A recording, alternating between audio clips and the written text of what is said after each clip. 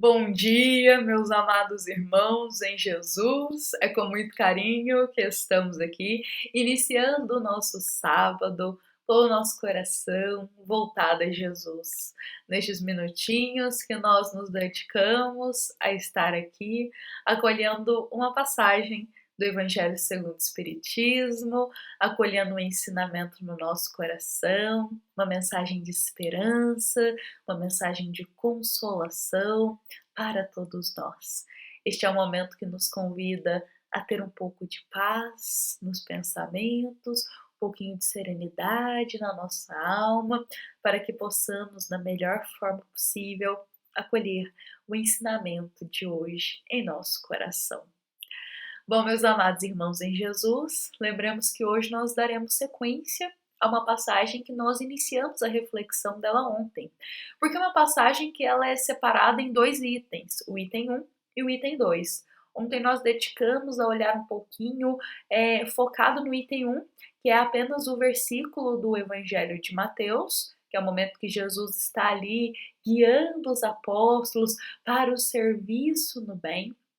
Com isso, nós focamos ontem em trazer um pouco mais um olhar sobre essas palavras do Cristo, o que elas podem ou poderiam significar.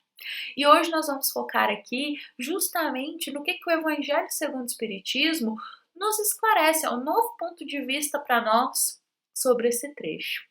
Por isso, nós convidamos a todos a irmos juntos até o capítulo 26 do Evangelho segundo o Espiritismo, para a gente refletir hoje, no nosso sábado, o item 1 e 2 deste capítulo, que é a passagem Dom de Curar.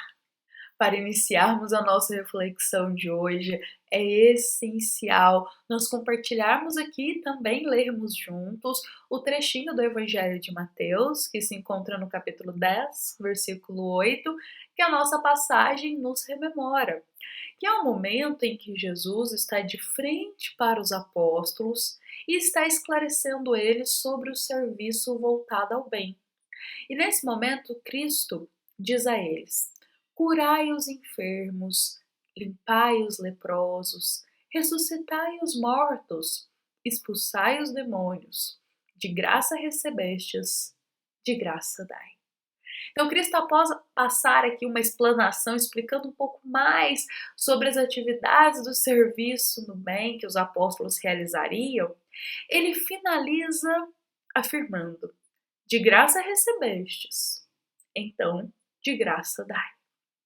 E é importante aqui para a gente entender esse trecho, rememorar que os apóstolos, eles receberam de Deus gratuitamente o dom de curar os enfermos e o dom de expulsar os maus espíritos.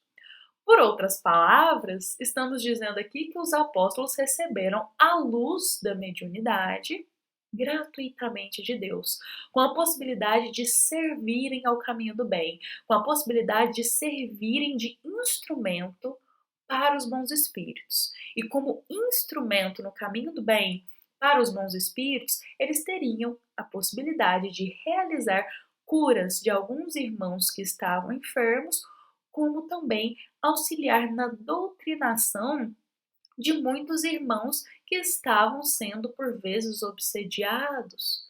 Então, auxiliar na doutrinação desses irmãozinhos espirituais que estavam enfermos. Nesse sentido aqui, por isso que quando ele diz expulsai os demônios, ele está dizendo, por outras palavras, essa parte da doutrinação dos irmãozinhos espirituais que ainda se comprazem na maldade. Então é importante a gente compreender isso, que os apóstolos eles iriam ser instrumentos dos bons espíritos, apenas instrumentos. E isso é para esclarecer para todos nós que todo médium que está no caminho do bem, todo médium que está desenvolvendo a sua mediunidade com Jesus, ele é apenas um instrumento dos bons espíritos. O trabalho realizado, as mensagens passadas, as informações compartilhadas através do exercício mediúnico não é mérito do médium, mas é mérito de todo o conhecimento, de todo o saber daquele espírito que está compartilhando aqueles ensinamentos, aquelas informações ou aquelas mensagens. Sendo mérito do Espírito, como que poderíamos cobrar por algo que não é mérito nosso? Como cobraríamos por algo que não é mérito nosso? Vejamos que a nossa passagem de hoje nos convida a refletir isso, e inclusive no Evangelho segundo o Espiritismo isso é destacado para nós. O mérito do serviço mediúnico, o conhecimento ali passado, as mensagens recebidas, não é do médium. O médium é apenas um instrumento. O mérito é do Espírito. Por isso que quando Jesus nos diz, de graça recebestes, de graça dai, Cristo estava falando sobre a mediunidade, que de graça recebemos, e através dela temos oportunidade de amparar os que sofrem, de ajudar na propagação da fé, de socorrer almas perdidas e aliviar a dor de muitos dos nossos irmãos. Mediunidade é algo que foi estendida gratuitamente na mão de todos os nossos irmãos através de Deus. E como ela foi nos dada gratuitamente, Jesus nos diz: recebeu de graça, dai de graça. Realizar esse serviço de graça. E quanto a isso, gostaríamos de encerrar aqui a nossa reflexão de hoje, trazendo para nós uma mensagem, até mesmo uma mensagem que é muito esclarecedora sobre esse tema.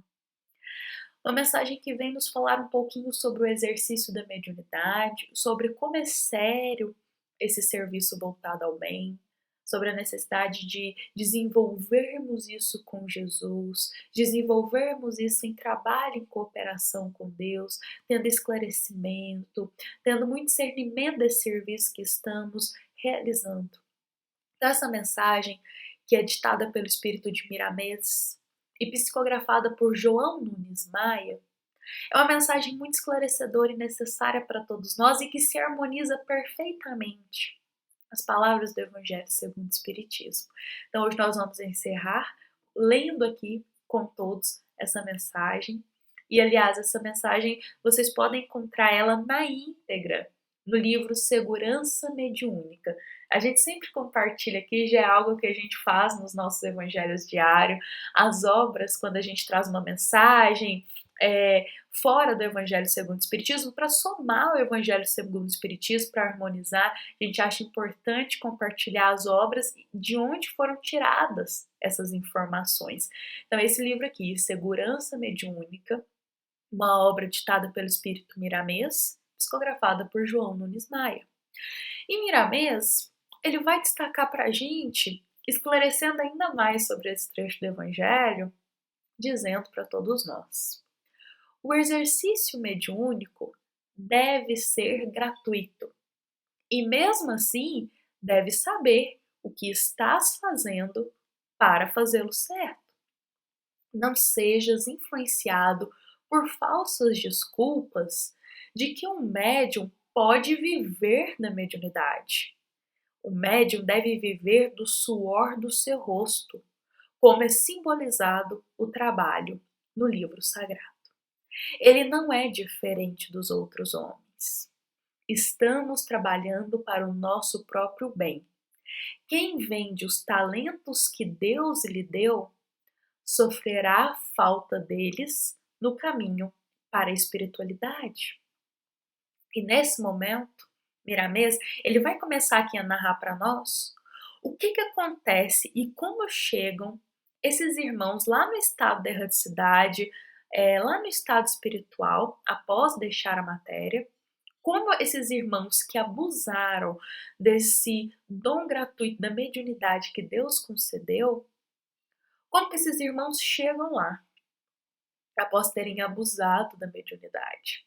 Então Miramês vai colocar assim: milhares desses Judas modernos têm chegado aqui, com as mãos vazias, os olhos encharcados de lágrimas e um tribunal nas consciências, marcando-lhes a sentença de volta à carne, com os instrumentos de redenção atrofiados por haverem ter feito mau uso deles.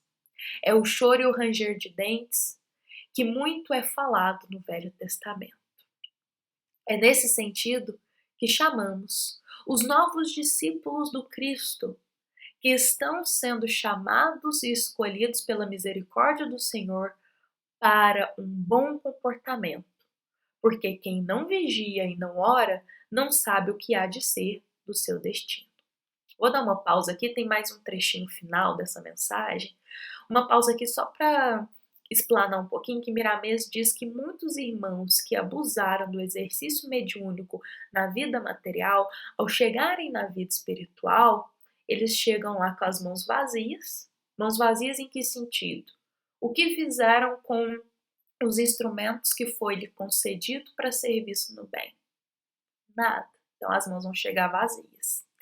Os olhos vão chegar encharcados de lágrimas, porque o arrependimento vai tocar o coração. Eles vão perceber a oportunidade que deixaram passar, o mau uso que fizeram dessa grande oportunidade que Deus deu, que era de trabalhar no caminho do bem. E com a consciência marcada, consciência pesada.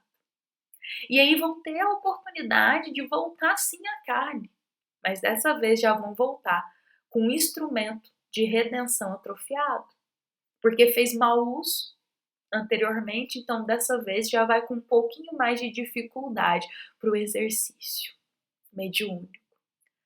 Olha só o que Miramês esclarece para todos nós. E ele vai encerrar dizendo: a mediunidade pode ser uma bênção em teu caminho, se usada com critério e com discernimento.